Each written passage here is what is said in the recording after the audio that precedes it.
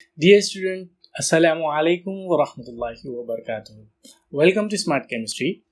Previous lecture में हमने protein के 4 लेवल स्ट्रक्चर को यानी primary structure, secondary structure, tertiary structure और क्वाटरनरी स्ट्रक्चर को बहुत ही अच्छी तरह से समझ लिया है। आज के लेक्चर में हम डीनेचुरेशन ऑफ प्रोटीन के बारे में पढ़ने वाले हैं। आज के लेक्चर में हम डीनेचुरेशन ऑफ प्रोटीन के बारे में पढ़ने वाले हैं। तो चलिए शुरू करते हैं।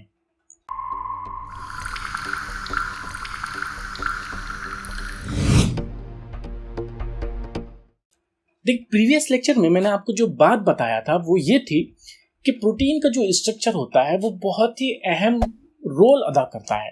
प्रोटीन की खुशियत को रिप्रेजेंट करने में, उसकी जो प्रॉपर्टी है उसको रिप्रेजेंट करने में, उसका जो स्ट्रक्चर होता है, उसका जो टर्शियरी स्ट्रक्चर होता है, उसका जो प्राइमरी स्ट्रक्चर होता है, सेकेंडरी स्ट्रक्चर जो उसका होता है, वो बहुत ही अहम रोल अदा करता है ना। अब अगर आप ऐसा मान लें कि आप इसके टर्शियरी स्ट्रक्चर के साथ छेड़छाड़ कर दें, ठीक है, जब आप प्रोटीन को गर्म कर देते हैं या उसका पीएच बढ़ा देते हैं या कम कर देते हैं, जिसकी वजह से होता यह है कि उसका जो टर्शियरी स्ट्रक्चर है वो डिस्टर्ब हो जाता है, वो टूट जाता है। मैं प्राइमरी स्ट्रक्चर की बात नहीं कर रहा हूँ, ठीक है। मैं अमाइड लिंकेज जो अमाइनो एसिड है, अमाइनो एसिड के दरमियान जो पेप्टाइड लिंकेज है, मैं उनकी बात नहीं कर रहा हूँ। मैं टर्शियरी स्ट्रक्चर के अंदर जो हाइड्रोजन बॉन्ड, डाइसल्फाइड बॉन्ड या जो है इलेक्ट्रोस्टैटिक फोर्स ऑफ अट्रैक्शन जो इनके दरमियान है, उस बॉन्ड की बात मैं कर रहा हूँ। तो जब आप प्रोटीन को गर्म करके या कोई दूसरे तरीके से पीएच वगैरह बढ़ाकर जो है इसकी बॉन्डिंग को जब आप तोड़ देते हो तो वो स्ट्रक्चर कैसा हो जाता है, डिस्टर्ब हो जाता है और प्रोटीन अपनी खुसूसियत को खो देता है। प्रोटीन की जो खुसूसियत होती है, जो उसका रिप्रेजेंटेशन जो कर रहा है, वो पूरी तरह से अपनी आइडेंटिटी को क्या कर देता है, खो देता है। इसी को हम कहते हैं, इसी फिनोमिना को हम कहते हैं प्रोटीन का डीनेचुरेशन। यानी प्रोटीन को जब आप गर्म करते हो या उसका पीएच चेंज करते हो, जिसकी वजह से प्रोटीन का स्ट्रक्चर चेंज हो जाता है without changing its primary structure. Primary structure को डिस्टर्ब किए बगैर उसका जो सेकेंडरी स्ट्रक्चर या जो टर्शियरी स्ट्रक्चर है, जब वो डिस्टर्ब हो जाता है, टूट जाता है, तो प्रोटीन अपनी खुसूसियत को खो देता है। जो प्रोटीन है वो अपनी ओरिजिनल खुसूसियत को, उसकी ओरिजिनल प्रॉपर्टीज को वो क्या कर देता है, खो देता है। और इसी फिनोमिना को हम कहते हैं प्रोटीन का डीनेचुरेशन।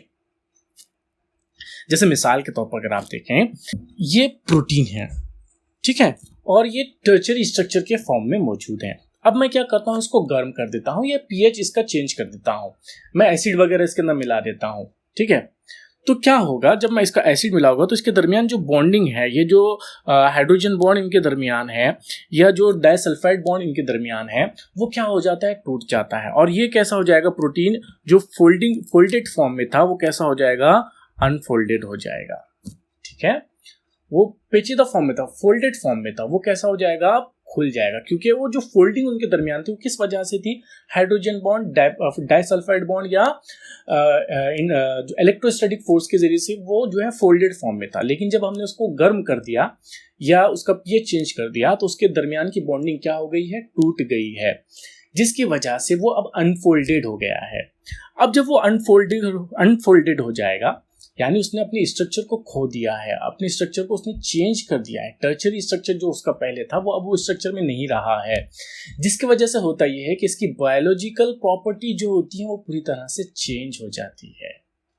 इसी फिनोमिना को हम कहते हैं प्रोटीन का डीनेचुरेशन।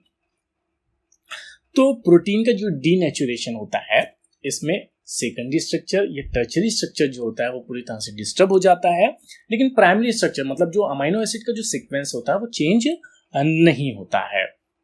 जैसे मिसाल के तौर पर अगर आप देखोगे, जब आप अंडे को गर्म करते हो, देखो अंडे के अंदर जो होता है वो अल्ब्यूमिन नाम का प्रोटीन उसके अंदर होता है। अब ऐसा समझ लीजिए कि अल्ब्यूमिन जो है वो इस तरह से नेटिव फॉर्म में मौजूद है, ठीक है, उसके ओरिजिनल स्टेट में इस तरह से वो मौजूद है। तो जब आप अंडे को क्या करते हो, फोड़कर उसको गर्म करते हो, या ठीक है, या जब उसको आप उबालते हो, या जब आप उसको तलते हो, तो जब आप उसको गर्म कर रहे हो तो उसके वजह से होता ये है कि ये इसके दरमियान जो बॉन्डिंग थी वो कैसी हो जाती है, अनफोल्ड हो जाती है। ठीक है, जो फोल्डेड फॉर्म में थे अब वो कैसे हो जाते हैं, अनफोल्ड हो जाते हैं, है ना। और इसी अमल को हम क्या कहते हैं, प्रोटीन का डीनेचुरेशन कहते हैं। तो अंडा जो था वो पहले किस तरह से था, इस तरह से जो है वो सोल्यूबल फॉर्म में था, लेकिन जब आपने उसको गर्म कर दिया तो गर्म करने के नतीजे में वो किस तरह से अपनी शक्ल को चेंज कर देता है ना। वो पहले लिक्विड फॉर्म में था, प्रोटीन पहले जो अल्ब्यूमिन उसके अंदर था वो कैसा था, लिक्विड फॉर्म में था, लेकिन जब आपने उसको गर्म कर दिया तो वो अनफोल्डेड हो गया, उसके अंदर की जो बॉन्डिंग थी वो टूट गई है, वो अब अनफोल्डेड हो गया है, तो जिसकी वजह से वो सॉलिड स्टेट के फॉर्म में चला जाता है ना। जब आप अंडे को जब आप उबालते हो या जब आप उसको तलते हो तो वो लिक्विड फॉर्म से काय में तब्दील हो जाता है, सॉलिड फॉर्म में वो तब्दील हो जाता है। इसी को हम कहते हैं प्रोटीन का डीनेचुरेशन। एक और मिसाल मैं आपको बता देता हूं कि जो दूध होता है, दूध में भी प्रोटीन मौजूद होता है। ठीक है, अब जब आप उसके अंदर जो है एसिड डाल देते हो, जैसा नींबू वगैरह आप उसके अंदर निचोड़ देते हो, तो दूध क्या हो जाएगा, फट जाएगा, वो जो है आप दही के फॉर्म में, कर्ड के फॉर्म में वो तब्दील हो जाता है।